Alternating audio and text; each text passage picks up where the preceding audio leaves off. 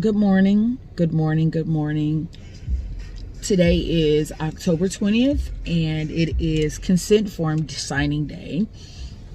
It is cis exam day and it is nurse medication day. So today is a very full day for me. Our appointment is at 1 o'clock. We are a little early. I love being early versus being on time. But yeah, we have to do our consent forms, and I'm pleased to say that we are donating our embryos, and we do have someone selected to donate any of our remaining embryos that we do not use. I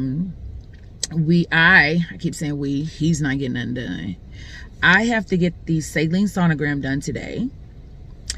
And then I have to go in and do the nurse medication class where they're going to show me the entire what is the entire protocol for my IVF and the entire process of how to do my medicine properly.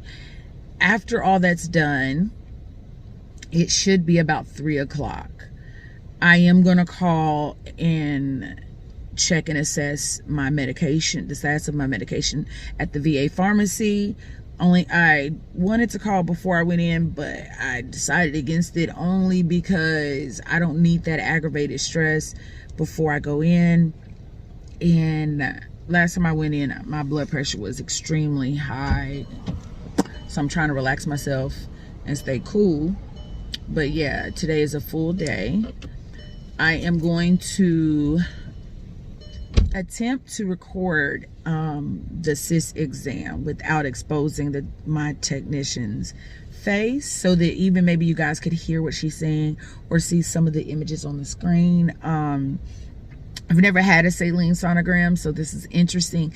I'm hoping that it's not anywhere near the experience of the HSG. That hurt.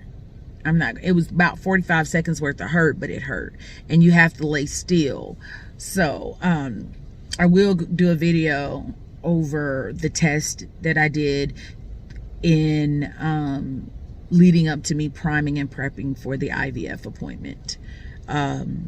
My case was kind of significantly different because of me utilizing the VA health insurance. So there was a little bit different stuff that I had to do in order for me to even get to the point where I had appointments. Yeah, I'm sorry, but this part of my locks, y'all, it always flips up and does this cowlick thing, and it bothers me. But that's it. I am waiting for my husband to come out the store. He stopped by the gas station, and I guess he's getting him something to snack on. I don't know. But I'm super excited because today is like the last step. They did think that when they did my HSG, my left fallopian tube appeared to be blocked. It didn't say that there was fluid inside of that tube. It just said it appeared to be a proximal blockage, and if it's just completely blocked and she doesn't see any liquid or fluid in it, then she's not going to recommend any procedures to remove it.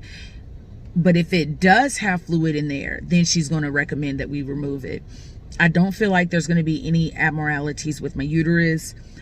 I do have 2 fibroids. However, I was told by my primary doctor, and that when I got my vaginal ultrasound done earlier in August, that they were behind my uterus and they weren't in my uterus, so they weren't going to have any effect on pregnancy or healthy pregnancy. So hopefully that's the case. What else? I have had 3 successful pregnancies prior, so I don't think that my uterus is abnormal. I think it's going to be the perfect shape. It's just the only thing that has me paranoid and stressed out is her saying whether or not my left tube is going to have to be removed or not. If it has to be removed, then we're not going to start stems on November. We will have to schedule that to be removed, and then I would be able to do stems before I transfer. But we're not even going to claim that. We know that it's going to be done. I know that I put this in God's hand. I serve a God that is an awesome God who exceedingly and abundantly above all do anything that I could ever conceive and think of. So I left it on the altar. I've prayed about it, and I know God is just going to give me health and wealth. I'm a very religious individual, so I know that God is going to be there and get me through this. So when I come back in, it may be with footage of the consent forms and the cis exam. Hey you guys, I'm coming in here. I'm in the car running some errands, but I wanted to come back and kind of finish up a video that I started on Tuesday. We went in, as you can see in the beginning of this video, we went into Duke Fertility Center so that we can get our saline sonogram done and we can be cleared for starting stems in 2 weeks. So we're in there, and the saline sonogram was amazing. It was beautiful. The 2 fibroids that I had earlier, one of them had disappeared, the other one was barely visible. She did do a mock transfer, and she discovered that it was very easy for her to get to the cervix and implant the embryos where they would need to be, had that was an actual embryo transfer. She also told me that my uterus was the perfect size. She did not see any obstructions on the inside of it. So I was great. You know, we went on to do our med class, and I will include some footage of the med class in here as well. Everything was great, and we were proceeding to check out, and we were presented with a bill. Now I'm confused because I was like, we get coverage through the VA, and that we shouldn't have been receiving a bill. So if no one's not really familiar with veteran benefits, whenever they approve you for something and you go to a non-VA facility, you have to be sent to use their secondary insurance company, which for North Carolina, it used to be Tri-West. It is now Optum Healthcare. And per Optum Healthcare, their regulation and rules are that they do not cover the spouse of the veteran whatsoever. They will pay for any test needed for the veteran, but not the spouse. They will cover any procedures, but not for the spouse. So after 3 days of in limbo and upset of not knowing what we were going to be able to do, were we really approved for the VA program that covers IVF, or weren't we?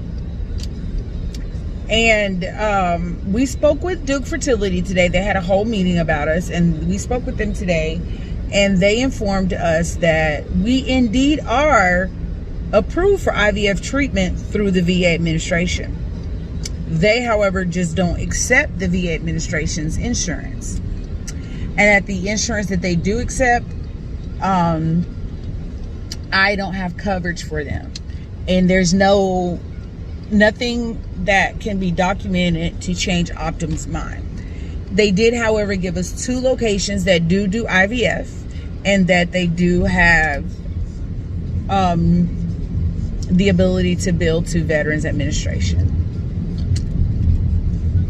So one of the locations was Womack Hospital at Fort Bragg, and the other one was Carolina's Fertility Institute located in Greensboro. So I honestly don't like military hospitals whatsoever. So I didn't really want to go to Womack. So we have been in contact with Carolina Fertility Institute, and it looks as though they are able to bill to a Veterans Administration, and they are willing to take us as new patients. We just have to see what time they will be taking us. So With that being said, we will be discontinuing our care at Carolina. We will be discontinuing our care at Duke Fertility Center, and we are now Carolina Fertility Institute. The plus side to all of this is I've done some research on Carolina Fertility Institute. They really seem to be a very nice, top-notch hospital, or fertility clinic, rather. I will have my medication all in order for the process once that begins. So whenever they say let's do stems, I will be ready and gung-ho to go, rather than trying to make sure that I have the medicine on time. I do have refills on deck and staff with the VA. So I'm a little, got to jump ahead. I just have to wait for them to get me in the door as a new patient. So stay tuned for all of this to start over again. But in the end, we are going to get this baby. We are going to have our babies. The next clip that you will see will be me inserting the actual med class that I did take at Duke Fertility on Tuesday. Thank you guys as usual for following this journey, and I am going to make a video explaining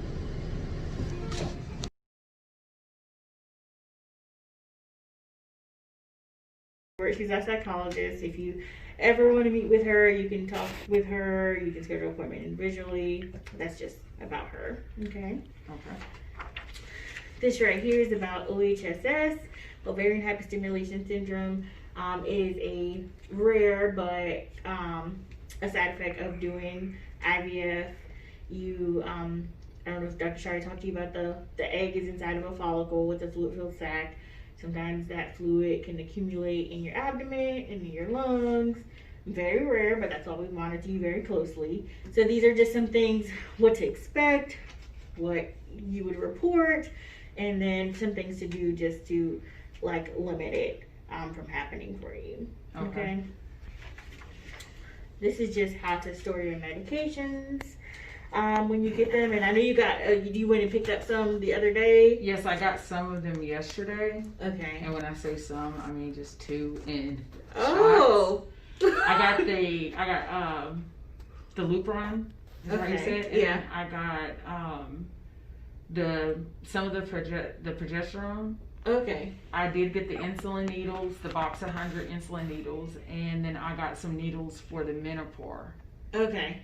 But I'm supposed to be, I'm supposed to call them back. Well, they were supposed to call me today, but I was going to wait until after I was done here to call them. Okay. Because the person that's responsible with the orders wasn't in yesterday when we drove up there. So they're all kind of confused why I only had a small portion of it, but it's saying that everything else was ready to process. Okay. So this is just how to store the medications once you get it. It's coming from the pharmacy, so let's talk about this real quick. So I don't know. So there's like a Coke and a Pepsi. I should say they do the same thing.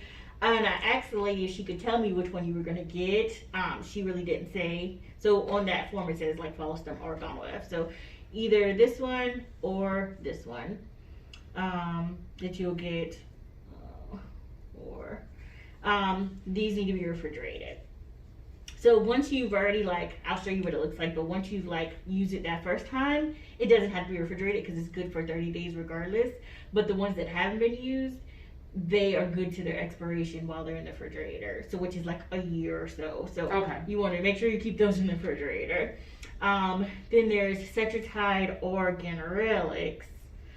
So with this one, one, you have to just look and see which one you got. One is refrigerated and then one is room temperature. And I point this out because a lot of my patients, they get it from the pharmacy and they don't give it to you like in an ice pack. I don't know if they're going to give it to you like that, but I know you got a long drive, so maybe I'll just take a cooler with you so you can keep those cold in case they don't give it to you that way.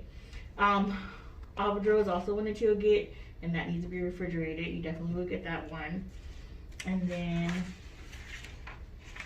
you're going to get the Lupron, and I'm pretty sure it's going to come in a 2-week kit. It did. Okay. It came with one vial in it, but it had some needles. Yeah, okay, so that can be room temperature. That's fine. Okay. You're not getting any of that.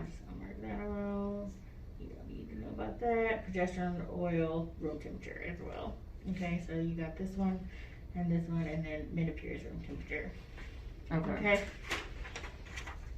It's just, like I said, whichever one you get, this one needs to be refrigerated, but then this one, you just need to figure out which one you got, and then refrigerated or room temperature. Okay. This is just a handout. We'll go over this, but just to go back to about how to give the progesterone oil injection. This is the only injection that is going to be intramuscular. So in your backside, you'll be given this. So this is just information about that. Okay. So the other ones will be in my belly? In your belly. Okay. Mm-hmm. And then this is a word version of how the cycle will go. And then this is a calendar version, which once your period starts, I'll make a calendar just for you with your dosing and everything. So this is just an example. But I wanted to go over this. So once your period starts, first day, full flow. And like, you know, everybody's different. So what your first day looks like. You're gonna call us, even on the weekends we're here for just unlimited, like just in the morning time during the weekends. But there's also an option to leave a message on the cycle start line. I say if your period starts like after 7, then the next day would be cycle day 1. Okay, but you're gonna give us a call. We're gonna get you scheduled for a baseline ultrasound on that second day. This is just be the transvaginal ultrasound. You get labs. And then we have a meeting at noon every day to review all the patients we saw, review their labs, and then the doctor reviews it and tells us what, you know, their plan is. And so I'll give you a call after that noon meeting and let you know, okay, you're okay to start your medications that day. You take your medications at nighttime, and there's little notes down here. But between 6 and 10, oh, there it is. Between 6 and 10, take your injections, okay? Find a time that works for you. It'll be just 2 injections that you'll take, either like the Follistim FSH, which is either the Follistim or the Gallon F, and then the Menopur. Your medication, your cycle day 2 becomes medication day 1, because it's the first day of meds. Then you'll take that same dose and then return to the office on medication day 5. We'll do another ultrasound, get labs, and then I'll give you a call that afternoon to let you know if your dose needs to decrease or increase depending on how things are going. Okay. You also may possibly start the antagonist when I call you that afternoon. This is the injection that tells your body not to ovulate. It's either Cetrotide or Ganirelix. So it's very important once I tell you to start that you take it at the same time every day, every 24 hours. Very important, because you do not want to lose these eggs. Okay. So there's a possibility based on the labs that we may have you started that afternoon. If not, you would start it like that next morning, most likely. Okay. Everybody's different, but most people come back on midday 7 and midday 9 for another ultrasound. I mean, you could be here every day, but it's mostly 7 and 9. And most people are ready to trigger, like they've gotten enough follicles, around between midday 9 and midday 12. Rarely do people go past medication day 12. Okay. So once you've gotten all your follicles, you got a whole lot of eggs, we're going to give you a call that afternoon. We also got to schedule COVID testing. And so I know that's going to be an issue because you don't live close. The COVID testing is drive-up locations, and it's rapid testing. Like, we get the results within an hour. So the day that we decide to trigger you is when we do the COVID testing. So we just kind of keep an eye on it and like, okay, you're going to trigger today. Some patients, like, that was my issue just now. A patient, like, didn't have her COVID testing scheduled because they thought they weren't going to trigger her. Then they decided to trigger her. So then I had to call her and say, hey, yeah, we're going to get COVID testing and get that scheduled for her. So this is the world we live in. So the COVID testing has to be done at one of you guys' facilities? It does. Okay. Unfortunately, I've tried to find other places because I schedule COVID testing also for any anesthesia procedure for Duke standpoint has to have COVID testing. and there I've not been able to find some place that will give results besides going to the hospital that give results in the time frame that we need it. Gotcha. And unfortunately, I'm gonna have to. That's part of life, so I'm gonna have to drive. yeah, So um, it was anticipated. okay. So like I said, the rapid test, we get the results back within an hour. And then I'll call you, let you know which the trigger shot you're gonna take, because you got the Lupron already, and it's either the Avdra or the Lupron. And the reason why we have you get both is because of the OHSS. We decide that date. You won't take both of them. You'll just take one or the other. If you do take the Lupron, you have to come in the next day just for labs. And then the actual retrieval would be 2 days after you trigger. It's in the morning time. You will come in, you'll talk to embryology. You will have to have somebody with you. I'm sure that's your husband gonna come with you. You talk to embryology, you talk to the doctor in the procedure, you talk to anesthesia, then they'll walk you to the procedure area. Procedure takes about 30 minutes. And then recovery is about at least an hour, longer if you're in pain. Most people complain of like it's a first day menstrual cramps that they feel. You'll know before you leave how many eggs you got. You just want to know how many of those are mature, and then they'll call you the next day to let you know how many actually fertilized. So with it being COVID, is he allowed back there up until I go through the procedure? Or So is he yes, in the car? He can come in. Okay. So you go to like the recovery room is where you'll change, and you'll leave your stuff in there, and he will stay in there until you come back. So he'll be in there when you come out of the procedure. Okay. Any questions about the calendar? No. Okay. I just need. I know she told me I need to have the on-call number to call Yes. for when my cycle starts. Yes. And I can give you that. I don't know it right offhand, but I'll give you that. She also told me that she wants you to have an anesthesia consult because of your blood pressure.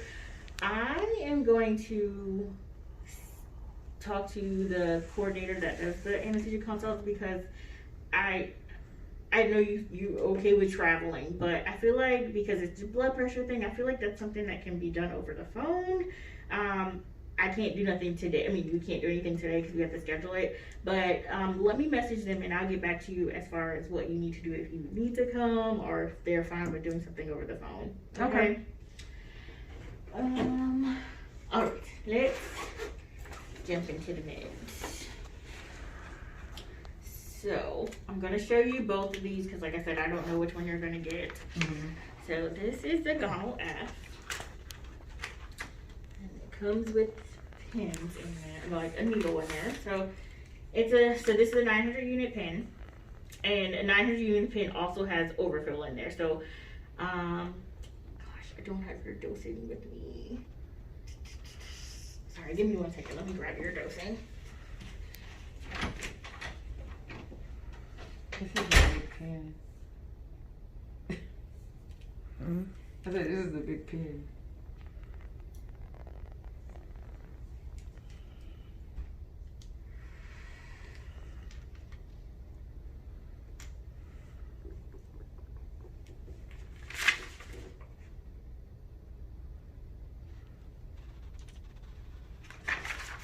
This is going to be 300. That's your starting dose. So I went to go look at it, and I know you get your medications for free, or is it free? Or is it, yeah, okay. But still, it's totally up to you how you would want to do this. Just because you use this 300, this is 900, if you use this 3 times, there's still gonna be more medication in there. So what you do is every day you get it out, you're going to dial up your dose in this window right here. Okay. So your dose is 300.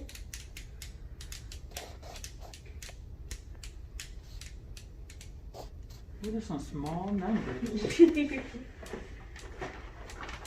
Oh, there we go, 300. This is your fake belly. So all of the medications are giving in the fatty tissue. So you do 2 fingers from your belly button, and I say like the belt line area, like you're gonna go, because you got a lot of medications you gotta give, so just go out around that area, okay? Okay, demonstrate. No, seriously, it's funny. So 2 fingers from the belly button.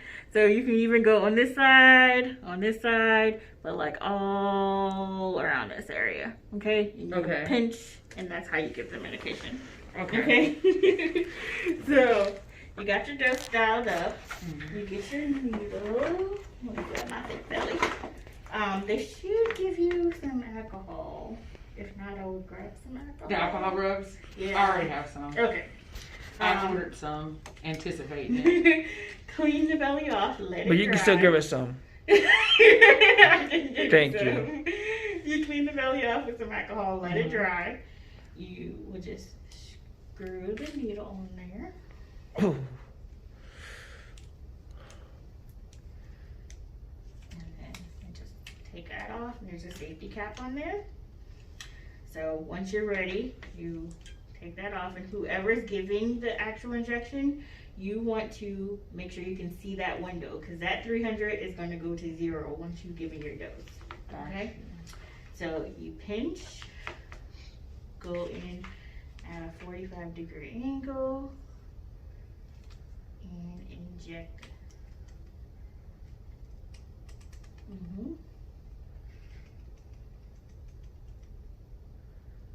Once it's down to 0, you can release, take it out, and then you can take this. You don't have to take that little pin. You can put this back on there and then unscrew it off. It wasn't that bad. I mean, that is a fake stuff. Okay. And so then you just would put your top on, and like I said, you don't have to put it back in the fridge because it's only good for 30 days, but you can put it back in the fridge because guys just get in the habit. Put it back in the fridge for until the next night when you use it again. So once you get down to, say, I don't know, like I said, it's overfill in here. So like a 900 pin has 1,206, no 1,026 in here. So once you've used it 3 times, there's still going to be a little bit more in here. So you can dial up your 300 dose, give your injection, and then whatever's left in the window is what you would need to grab another pin and dial it up to whatever's left in the window, and that's would be your remainder dose. Because it wouldn't go down to 0 because you would still need to give yourself some more. Okay. It would mean giving yourself 2 injections, well, 2 of these injections. Or I have some patients who are like, you know, I'm just gonna wait till the end, till like I'm almost done and like save all my pins, and then, oh, that's a lot. It is up to you. I'll do the first option. Yes. Yeah. That sounds easier. Okay. Any questions about that one? No. So once it's empty, you just toss it in the trash. Okay. And they're gonna give me a thing to toss this in. They should give you a sharps container. I don't think we have any sharps container. We used to have some floating around, but they should give you a sharps container. If not, I would say maybe use like a old coffee can or a detergent bottle. Like use that, you know, something hard to put them in. And then you can bring them here and you can like dispose of them. Okay. Okay. But you'll get like a new needle every time. Okay. Okay. So the follow stem, I'm just gonna show you this one. I don't have 2 of them. It's very similar, but you don't toss the pin. It'll come with a pin like this. So this is the pin. And then the medication actually comes in a little separate vial like this. And so this is a 900 unit vial. So put it in there. It screws on. And like those lines don't line up exactly, but similar line up like that. And then get your needle.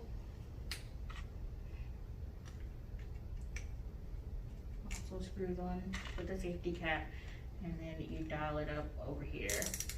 So this one doesn't go backwards. You just have to keep going this way. And then if you go past your dose, you like push it in like that. I'm gonna dial it up to just a small dose so you can see what it feels like to push this one, because it is a little different feeling. So it's just a small dose that I gave you. You can take it off, you pinch 45, and then you push that at the end. That's it. So once you're like finished with this one, you can, I'll get it. Once you're finished with this, you instead of throwing the pin away, you would need to change out the cartridge and grab another one once it's empty. Okay. Okay. This is not my favorite one. Whatever you get, I mean, it still works.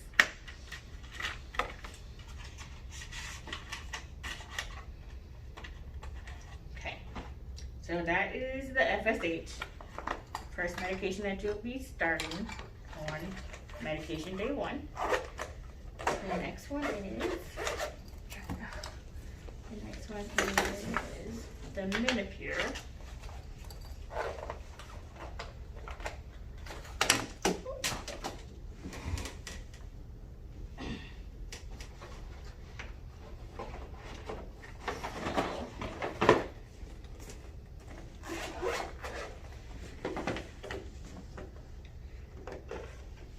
So this is what the Minipure looks like. So that's the actual medication, and then it comes with some sodium chloride to mix it with. So this right here is 1 vial of 75 units.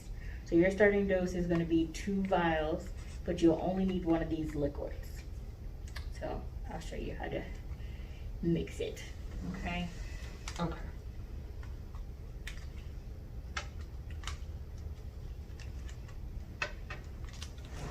So I'm actually going to mix this one up because we have so many expired ones to use up. So I'm going to show you what it looks like, but I don't want to use both of these. So this is Minipure. This is my fake vial of Minipure. So 2 Minipures and then 1 liquid. You'll have a syringe. You'll get a needle. You'll also get this little Q-cap. And this comes in the box of the Minipure.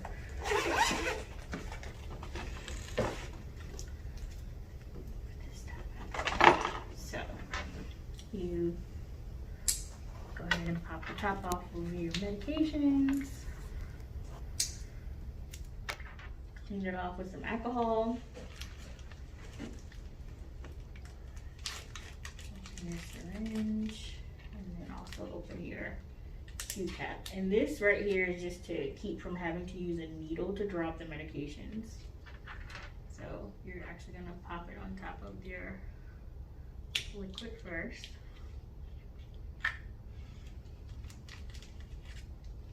So if I just put this on, it's kind of like gonna fight me, like the pressure. So I put air in there first. The Minipure does sting a little bit, so you don't need all of this liquid. You could do that, that would be fine, but less liquid, hopefully less stinging. So we're just gonna pull up a 1/2 milliliter of air, and just a 1/2 milliliter of the liquid. We're gonna, so put that air in, and it's gonna like kind of draw it up by itself. Get rid of my air bubbles.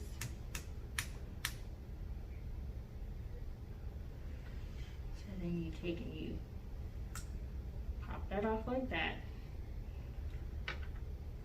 And take my first vial of Minipure. I want you to see how quickly it dissolves. Can you see there? Okay. Put that on there. Oh, that's instant. I didn't even finish putting the liquid in there. So it dissolves pretty quickly. Yes. So once you got it all dissolved, you're gonna draw everything up that you can get in there. And some people are like, with the Q-cap, there's still like a little bit of like like liquid around the remnants, it's okay. Just get everything that you can't get out of there. And then once you got it all out of there, we need to go to the second vial of Menopur, because this is only 75 units. So go to pop that off. Get your second vial. Of course, there's no Menopur in there, but it would dissolve instantly. And then draw everything up. So now you got your total of 150 of Menopur. And then once you draw everything up, this is where I like to put a little bit extra air in here. So I have like a good size little air bubble right there. We don't want to inject that. I mean, it'll be okay, but I mean, we don't want to inject it. So I like put some air in there, flick it up, and it disappears, and then so now we're completely done. We'll take that off. Get your needle.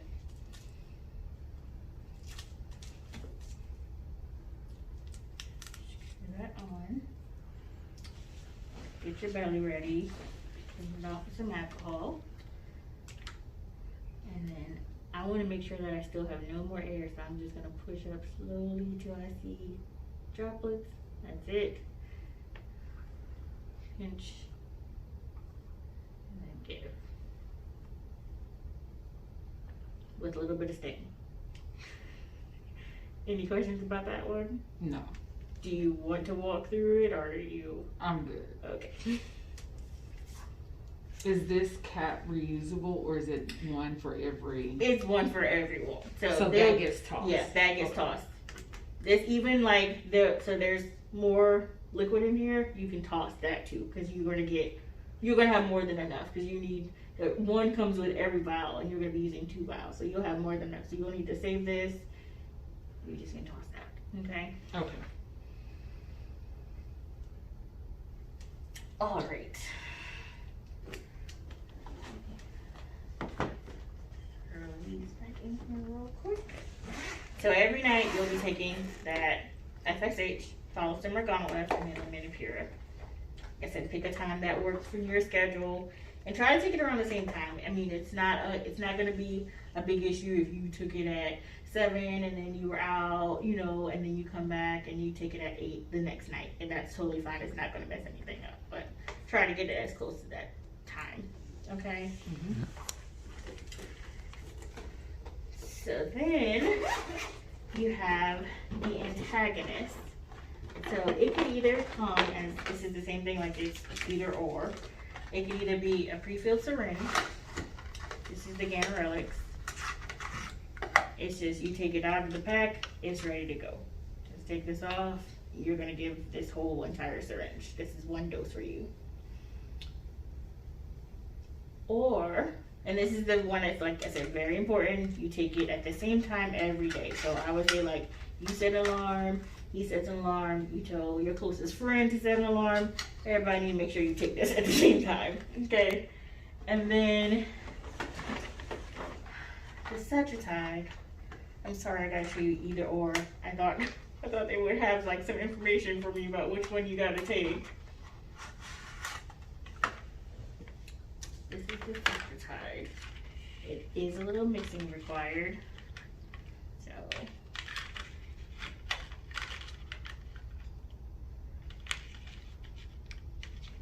this is the actual medication. It does take a little bit longer for it to dissolve, but not too much longer. It will dissolve very quickly. This is the liquid that you need to dissolve it with. You use all of this. You just take this off.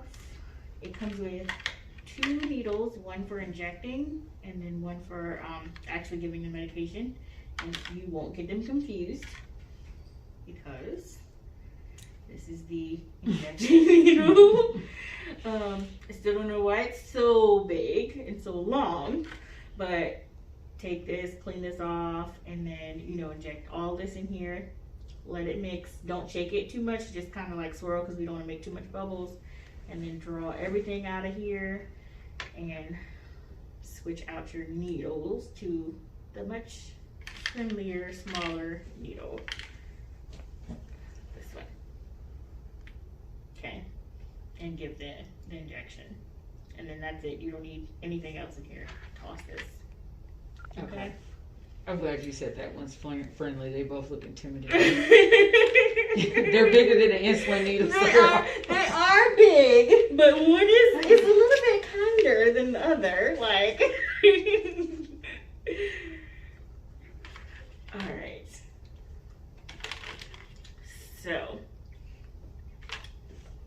we're almost at the end. So now you've taken your Gonal F or the FSH, Gonal F follows them, Menopur, and you added in the insecticides, so you'll be taking 3 injections a day. And we finally made it to the finish line. Now it's time to give your trigger shot, which will either be the Avoduril, which is a pre-filled syringe. You just take it out and give it at the time I tell you to give it. It's just ready to go. This is what it looks like. And you just give this whole injection also in your belly. Okay. And then the Lupron, which I know you saw that one already, came like this. Mm-hmm. Okay. So you will, and don't feel like you have to remember. I know you're recording this, but I'm gonna be with you. All the nurses are gonna be with you this whole step. So I say this because you have to draw up 80 units of this, and like everybody's like, how am I gonna remember that? But I'm gonna tell you like step by step what you need to do. So this is the vial, and then you got the insulin syringe, and you would just draw up 80 units of this. Have you done injections before? Or, okay. This, I just want you, if you have to give this one, because it's such a small needle, it takes a while for the liquid to actually fill in there. So I just want you to make sure you got like 80 units in there. Like, it's not even filling up now.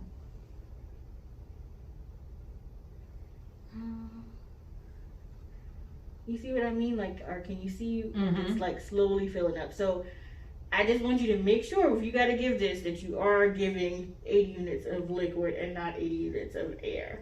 Okay? So just make sure it's actual liquid in there.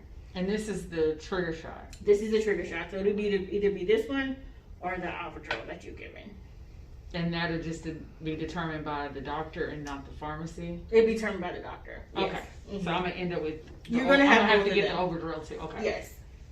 They should... That's the the chronotropin something. Yes. Okay. Will I get a list of everything that they're supposed to hand me, or can I, so I can cross-reference it with what they're missing? I can send you. I'll send you my text message with everything, so you can check off and make sure you have everything on there. Okay. Because I'm noticing some of the stuff that's on their site for me, and some of the stuff that's in the chart is not. Different. Yeah, there's more medicine on their site than what's on the chart. Like, the chart it should have everything in the same thing. I know there was a mix up because Kim did the facts list, and then I did the chart list. And like one doctor wrote like you have to sign it, so one doctor signed this one, and then I did it electronically. And then like the Avoduril was not on the chart list because it's like I said, it's a narcotic, considered a narcotic in the state of North Carolina, so they wouldn't let me send that electronically. But I talked to a pharmacist, and she like went down the list, and I checked and make sure that she had all the orders. But yeah, I'll send you a message too. Thank you. Sure when you get everything, you get everything. So I know we're planning on doing genetic testing on the embryo if we have enough. So with that looking, you may continue these, or you would just stop these once they freeze the embryos and test them. So we're going to get you started in case you have to do a fresh transfer. And we'll tell you, depending on like which trigger shot you use, depends on how often you change this. We'll give you those instructions, but the estradiol patches this is it. And then you just peel the tabs off the back, and you place 2 on your lower abdomen. Everything goes in your belly and around here. So place 2 of these on your lower abdomen, and they're going to stay there until we tell you change. People change just twice a week, so you can shower, exercise, do whatever. They're not gonna move, okay?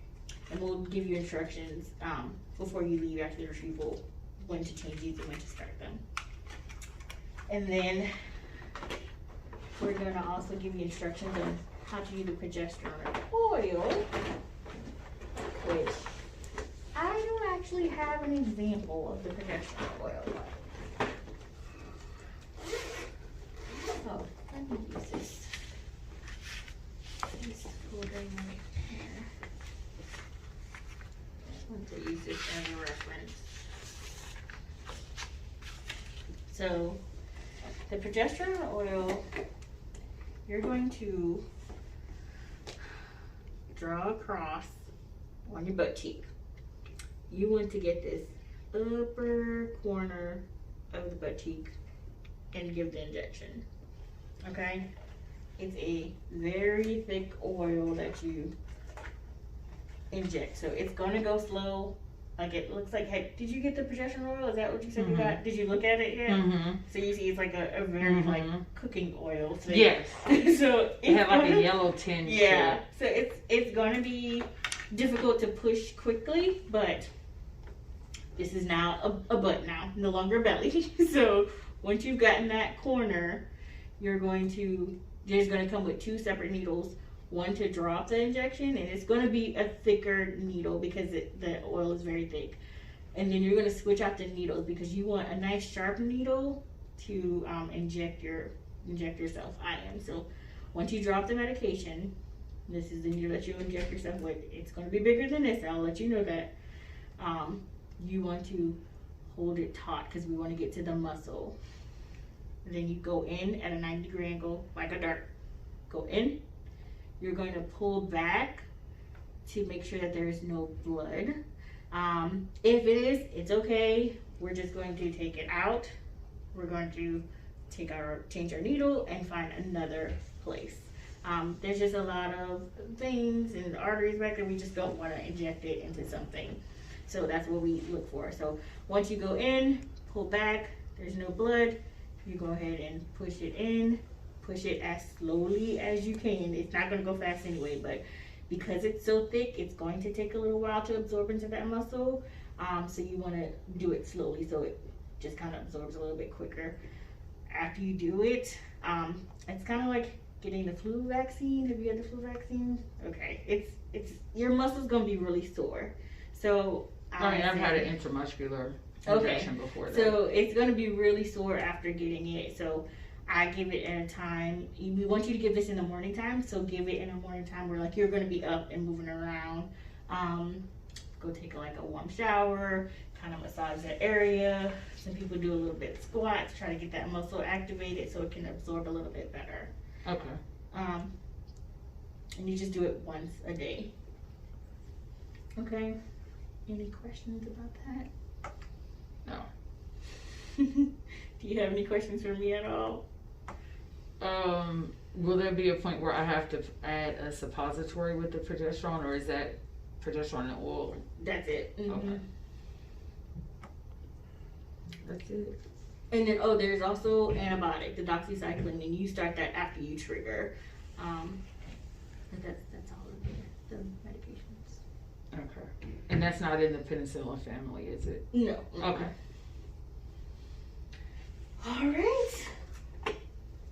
Well, I'm going to, like I said, message the anesthesia department about the consult, and I'll let you know. I'll send you my text message with the inventory of everything that you should be getting. Okay. Because as soon as I leave here, I'm going to call them and double check what they have to say today. Okay. And then cross-reference what they give me with what you got. Okay. Oh, thank you for the messages, because it was just like, oh, nobody is answering me. I don't know. I hope this is going through.